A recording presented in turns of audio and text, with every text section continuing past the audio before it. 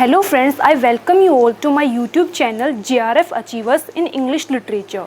So let me introduce myself. My name is Astha. I did my graduation from Hindu College and masters from Miranda House, and I have recently qualified JRF in my first attempt in English Literature.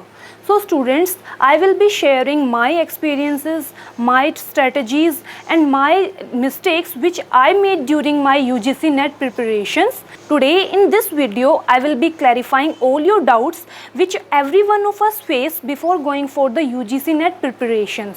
So watch the video till the end and don't forget to like and subscribe the channel if you are preparing for the same. So let's begin the session. First and foremost, I want to tell you about what exactly UGC NET JRF exam is all about. So students, UGC NET JRF exam is minimum eligibility criteria exam which is conducted by UGC NTA body. Before 2012, it was conducted by CBSE, but now it is conducted by UGC NTA body, and it is conducted twice in a year, that is in the month of June and in the month of December.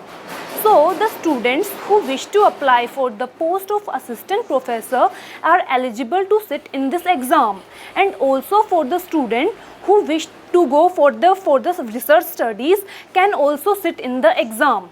Secondly, I want to clarify that what is exactly NET and what is exactly the JRF, because many of us are confused कि NET or JRF are same or we have to prepare separately for these exams. No student, they are the same exam. We don't have to prepare separately for the exam. While fulfilling the application form, there are three options. First is NET, second is JRF, and third is both NET and JRF. So you should tick on the NET and JRF both option so that you are eligible for both the things, NET and JRF. If you score a certain percentage, then you only qualify NET. But if you score slightly higher than the NET percentage, then you qualify both the NET also and JRF also. The benefit of qualifying the both NET and JRF exam is that you will be eligible for both the post of assistant professor, as well as you will get a monthly stipend of 31,000. But there is certain condition that you should enroll in PhD either or in MPhil. So then only you can get the monthly stipend. Your NET is valid for the lifetime, but JRF is valid only for the duration of 3 years. Now next thing I want to tell you about the eligibility criteria. The student who score more than 55% in their post graduation are eligible to sit in this exam. But there is some relaxation for the reserve candidates.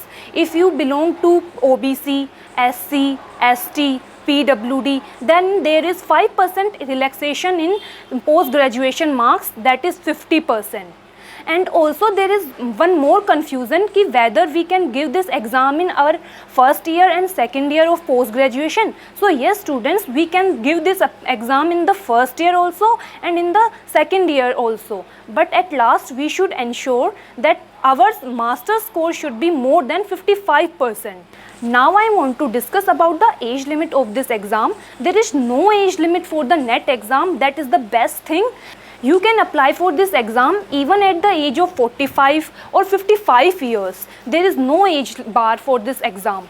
But in case of JRF, there is certain age limit, that is 30 years for general candidates. But there is also a relaxation for other categories. If you belong to SC, ST, OBC or even the female candidates of general category, then there is 5 years relaxation in the age limit. Means if you are 35 years and belong to these categories, then you can also apply for this exam. Now I want to discuss about the paper pattern, which is the most important thing you should know before going for the preparation. Before 2012, when CBSE conducted this exam, there were 3 papers: paper 1, paper 2 and paper 3. Paper 1 was general paper for all the subjects, whether it's economics, English and other subjects.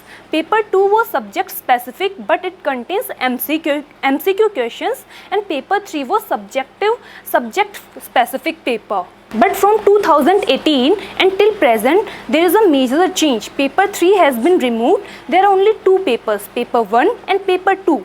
Again, paper 1 is general for all the subjects, and paper 2, which is subject specific, but it contains 100 MCQs, which each MCQ carry 2 marks. The best thing about this exam is that we don't have any kind of negative marking in this exam.